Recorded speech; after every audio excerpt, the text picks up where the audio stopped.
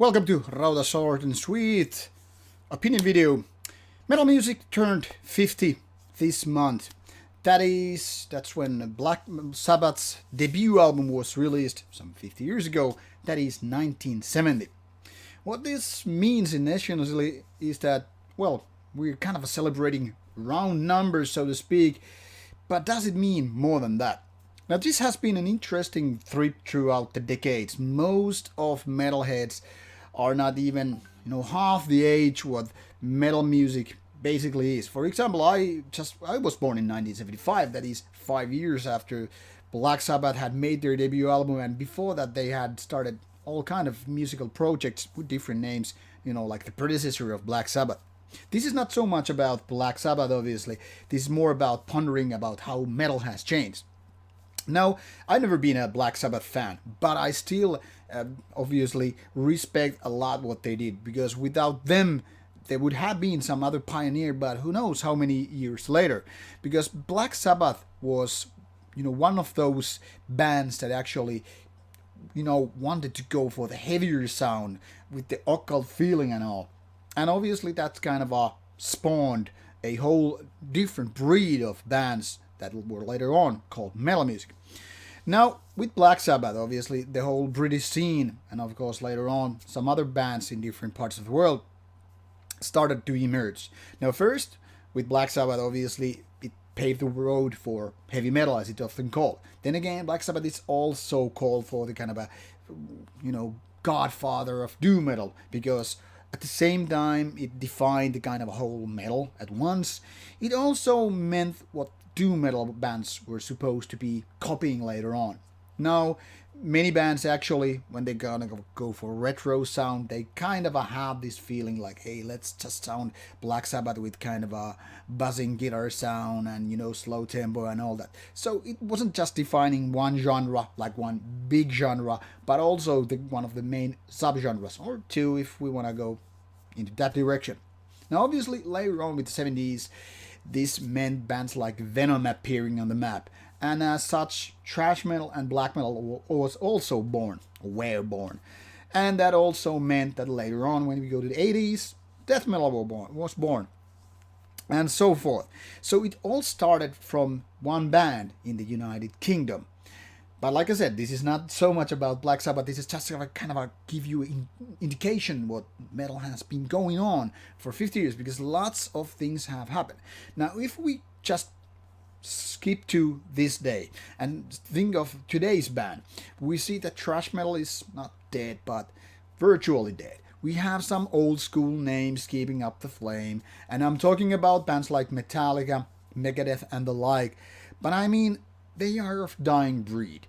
They rarely record a new album, and when they do, they might not even sound that much trashy. Now, the new Sepultura album is a funny thing, because even they started like 35 years ago, and they still have this kind of a trash flame. But it's not the same kind of stuff what was happening in the 80s. And no matter which country we are talking about, basically all these trash grandfathers, godfathers, whatever, they are of dying breed. They are old guys who are more or less likely to retire sooner than later. Now, as we talk about heavy metal is basically doing a little bit better, but with the same thing, all those classic names. Think about Iron Maiden, Judas Priest, except Manowar, even they are all old guys. But it seems like heavy metal and its kind of a younger brother, power metal, they're still doing great. And things have changed so much. If you think like modern heavy metal bands and power metal bands, they don't really sound like Black Sabbath. So it seems like the doom metal genre is the only one that is keeping its kind of a flame true, but at the same time it managed to sound kind of retro. And by retro I don't mean disrespect, I just mean the intention to sound like it was done decades ago, 40, 50 years ago. And if we think of more extreme styles, death metal and black metal especially, it seems to be just doing fine, but it's a ground for no big names. If you'd remove bands like Cannibal Corpse from death metal or Dimmu Borgir from black metal, basically there are no really big names. And I guess it's just intentional partly, but also the result being they are extreme metal, they are not even supposed to be mainstream. Now, there has been always this talk, which I will talk later on in a different video. There has been this talk like how metal is kind of divided to mainstream metal and underground metal.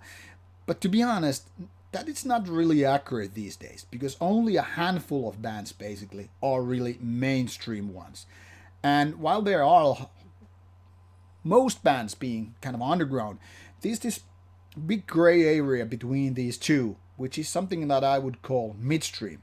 And as you see nowadays, when there are more metal bands than ever before, and different styles of metal before, because of this ongoing evolution and progression with metal, the most of the bands go, I mean the active ones, go into the midstream section. They are the bands that might have tens of thousands or even hundreds of thousands of fans, globally.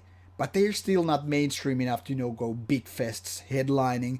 They don't get radio plays as such, even with the exception of maybe special radio hosts. They don't have big YouTube following and all that stuff. They are not even featured maybe in YouTube, except with channels such as Rauta and the like. Now, most of these bands which are active and old go to this section. And with that, I'm trying to say that this kind of tells you how much metal has changed. Because if you go 70s or even 80s, so few bands were actually mainstream that it was more likely to be just full-blown underground band than anything else. But obviously, if you made it big, like the Metallica or, Iron Maiden or Black Sabbath style, you made it big. These bands made you millionaires. When Ozzy Osbourne was more or less replaced in Black Sabbath, well, he went to solo career, and once again he was selling millions. They were doing these, music in their big mansions, which cost like crazy. They had their drug parties and whatever. But is it the same nowadays? There is no rock and roll dream in the same sense. And at the same time, we have this big diverse bowl of bands. We have so many different styles. So at the same time, while that golden era in so many ways is over and there are no parties like that anymore, we still have so much better than how it used to be. The competition is there to make things more complicated, but also more interesting for the audience. Because nowadays you can actually have black metal fests, you can have death metal fests, you can have doom metal fests, you can have, I don't know, even stoner rock fests. So you can just pretty much have these subgenre things, and there will be audience. You can stream music in so many places, you can buy albums not only online or classic, record stores, but just basically everywhere. You can go to secondhand shops, flea markets and whatever, and you can just find those albums in so many ways. Or if you are missing some classic album, maybe you go to some Discogs site and just order it. Or maybe you just buy those digital files from band's Bandcamp page. So we have this kind of a luxury what we didn't have back in the 70s, 80s, or even 90s. Even early 2000s something, it wasn't the same in the terms of internet. And now obviously some people are against it because, some people think that albums should be physical copies only. They shouldn't be on Bandcamp. They shouldn't be on YouTube, Spotify, Apple Music, Deezer, Tidal, and so forth. And while I kind of agree, I also think that this versatility is a very good thing, because nowadays it's easier than ever to be real music fan. Because I don't think music fan is defined by how many albums you own or how many shows you go, because it's an individual experience. And in this respect, this 50 years of history of metal has changed things so much for the best. Now obviously if you are a real underground fanatic and you hate mainstream shows, you hate mainstream bands and whatever, it's just easy to avoid. Don't listen to music online. Go to buy physical records from a record store and go to only these underground shows. It's just that easy. But I think metal has progressed in so many ways. The level of quality with bands is so much better. The level of average production is so much better. Back in the 80s and 90s, if you got a demo tape, it might have sounded really, really bad. First of all, it probably was copy. A really crappy sounding copy. And secondly, even if you got the first, like the real deal, you didn't have copy, but you bought it from straight from the band with printed covers and whatnot, it still might sound crappy because the recording equipment and the actual skill level of, setting the sound and mixing and everything, mastering, wasn't that too shabby. Nowadays, basically everybody could have their own bedroom studio, much like the Rauta recording studio. I mean, you can just pretty much have your pedals and whatnot, just plug them in the computer, and with kind of a easy to use and cheap software, you can just make it sound easy. And if you want to go to old school, it's still easy. You have the wide selection of amplifiers and pedals and guitars and bass and keyboards and drums and all kind of different shit of instruments, which you can just buy relatively easy, because nowadays there are more people who have this hobby of doing music. So even kind of second hand gear is more easy to buy, no matter where you are. Obviously, some places have them other. I guess from in big cities of United States, for example, have it way easier than some backwater country in Africa. Not to mention those small villages where you might not even have electricity. But the thing here is, metal has progressed in so many ways, and I think this competition, I'm using quotation marks because I don't feel like bands are necessarily competing with each other, like intentionally anyway. But it all also makes very good, like, okay, these guys had these nice ideas. Oh, we're gonna just kick their ass on stage or with the next album because we're gonna include these instruments or these guest session vocalists or just whatever on the albums.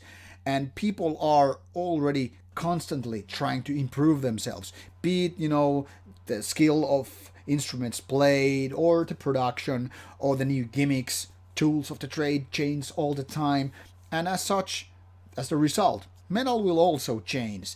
We will have new genres. Some of us old school guys, I try not to just stick to old school sound anyway, but we might have hard time understanding new genres. We might have hard time understanding different kind of core, speed metalcore, mallcore, deathcore, crapcore.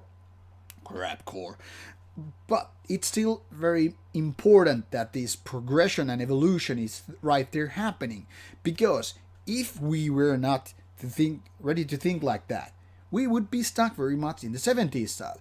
If the same kind of mindset that nowadays 40s and 50s or even younger guys or gals might have would be happening in the 70s, we still would be listening to bands like Black Sabbath all alone. We wouldn't have bands like Darkthrone or Burzum. We wouldn't have bands like Cannibal Corpse or Death. We wouldn't have Slayer and the like. So this kind of a mindset that you have to push these boundaries, it must happen more or less constantly. And it's fine if some bands just want to do the old school sound with old school analog equipment and settings and like that. Nothing wrong with that. So I think we're very fortunate having this 50-year anniversary with metal music, because, for example, if we take a look at the metal archives, we have some, 130,000 bands plus. That includes obviously inactive bands and disbanded ones, but the point here is there's so good selection of all kind of metal music for your personal taste. If you like just some symphonic artsy-fartsy avant-garde black metal, you will gonna get it. If you like some modern high-produced deathcore, check, it will be found. If you like some old muddy sounding death metal, sure, there is basically everything you might want in the terms of metal. And if not, just pick up a couple of gears of instruments and start doing it. If you want to include your cat's vocals in the music, be ready to do that. And by the way, dog vocals have already been used. It's not a new trick anymore. But this rant could go forever. I want to just say happy 15th anniversary to metal music. It's gonna be boosting our lives for next 50 at least. And if any time is good to have this Rauta Hall of Metal Fame or Hall of Fame for metal, it would be this video where we could start choosing those bands. And the first band would be Black Sabbath for the right reasons, because they were the ones that actually got it going. I hope that I will remember making these future Hall of Fame mentions. Not that anybody cares, but I do care, and that matters the most, like it should matter to you, what you listen and what you enjoy. So, once again, Happy anniversary, metal music, and you, dear metalheads, keep listening to metal, go to the shows, buy records, and don't be a wimp. Thank you for watching. See you soon with more Rauta stuff coming your way.